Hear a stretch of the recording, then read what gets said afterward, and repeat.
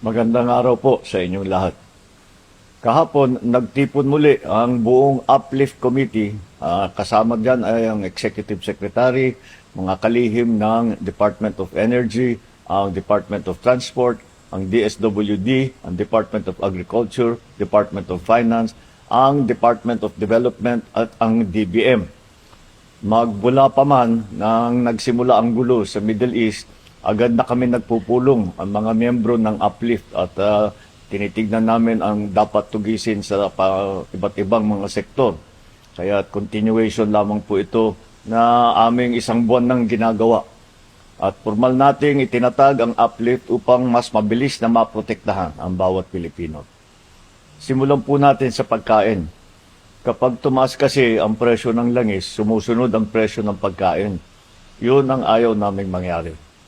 Nagrekomenda ng National Price Coordinating Council na price cap na 50 pesos bawat kilo sa imported na well-milled rice. At ilalabas natin ang executive order para maipatupad na ito sa lalong madaling panahon. Pinalalawak din ang 20 peso rice program.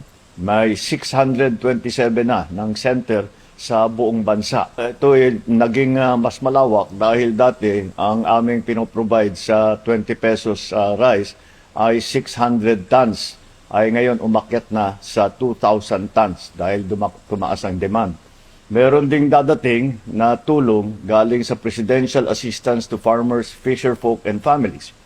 Mahigit 4 na milyong benepisyaryo ang makakatanggap ng 2,325 pesos bawat isa sa Abril.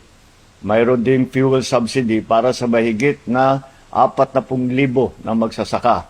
Ang ating naman mga mangingisda makakatanggap na ng halos 100,000 na fuel card at fuel voucher. Sa ngayon, ang presyo ng basic necessities at prime commodities ay nananatiling nasa suggested retail price levels. Kasama na dito ang bigas. Ito po ang mga primary commodities, 205 na commodities na kinokontrol po natin ang presyo. Patuloy tayong nakikipag-usap sa manufacturer at retailer na hindi sila magtaas muna ng presyo hanggang sa susunod na buwan. Sa ilalim din ng EO 110, binigyan natin ang DOE, PNOC at PNOCEC ang kapangyarihang kumilos ng mas mabilis sa pagbili ng langis. At ginawa naman nila ito. Nag-order na ang PNOCEC ng 1.04 milyong bariles ng diesel. Meron ding 142,000 na bariles na i-deliver ngayong linggo. Ang natitira ay darating sa buwan ng Abril. Nai-release na ng DBM ang 20 bilyong piso para sa procurement ng hanggang 2 milyong bariles ng karagdagang langis. 10 araw ito na dagdag sa ating buffer stock. Sa ngayon, may 51 days tayo na supply dito sa bansa. Noong March 25, nilagdaan ko ang Republic Act No. 12316.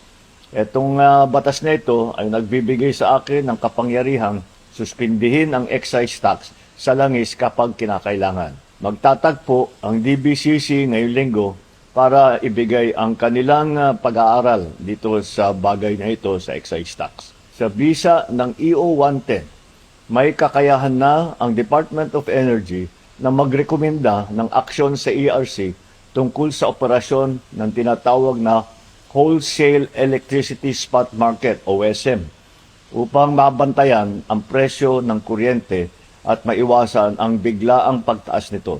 Simula March 26, pansamantalang sinuspindinan ng ERC ang WESM. Ibig sabihin, ipatutupad na ang optimal dispatch ng mas murang energy source tulad ng renewable. Magkakaroon din ng kontrol ang gobyerno sa presyuhan sa WESM. Kasalukuyan itong inaayos na ng ERC. At para sa pangmatagalang solusyon, matagumpay na nag-drill ang Camago 3 well. Nagpo-produce ito ng hanggang 60 million cubic feet ng gas bawat araw. Ang Malampaya gas ay nagkakahalaga ng 480 na piso kada kilowatt hour. Ang imported na LNG naman ay 10 piso at 30 sentimo. Malaki po ang pagkakaiba. At ito ay sarili nating yaman. Para sa mga mananakay, 50% discount na sa LRT2 at MRT3 para sa lahat. Mahigit 12 milyong karagdagang pasahero ang makikinabang dito. Patuloy din ang libreng sakay sa Metro Manila, sa Metro Cebu at sa Metro Davao. May temporary toll discount para sa mga jeepney sa bus at sa freight food transport sa NLEX, SLEX at STAR. Simula April 15, piso na lang ang RoRo terminal fee para sa mga sasakyang may dala ng agricultural products. 2.5 billion piso ang inilaan naman para sa fuel subsidy ng mahigit na 1.4 milyong driver beneficiary at unit. Nakatanggap na ng fuel subsidy ang 155 na driver at 55,252 na unit. Ito ay nagkakahalaga ng 300 milyong piso. Mahigit 256,000 na transport workers sa Metro Manila ang nakatanggap na ng 5,000 na cash assistance. May 1.28 billion pa na ibibigay. Magsisimula na ang nationwide na pagbigay sa April 6. Kumustahin din naman natin ang lagay ng ating mga OFW. Mula March 5 hanggang March 29, nasa 2,551 na OFW na at 835 ng kanilang dependent ang nakauwi na sa bansa. Meron din tayong reintegration program upang masuportahan ang kanilang pagsisimula muli dito sa ating bansa. As of March 27, 18,394 na OFW na nasa gitnang silangan ay nabigyan na ng tulong gaya ng pagkain, temporary shelter, medical aid, transportation, financial support at repatriation. Habang may Pilipinong nangangailangan ng tulong, patuloy kaming magsusumikap na ipaabot ito. Hindi kami titigil sa pagkilos hanggang maramdaman ito sa bawat tahanan. Ngayong Semana Santa, sa ating pagninilay at panalangin, naway isama po natin sa ating dasal ang kapayapaan at kaginhawaan ng lahat. Bilang Pilipino, ipakita natin ang likas na pakikipagkapwa natin, maging mapag-unawa, maging mapagbigay, maging mapagmahal na Pilipino. Maraming salamat po.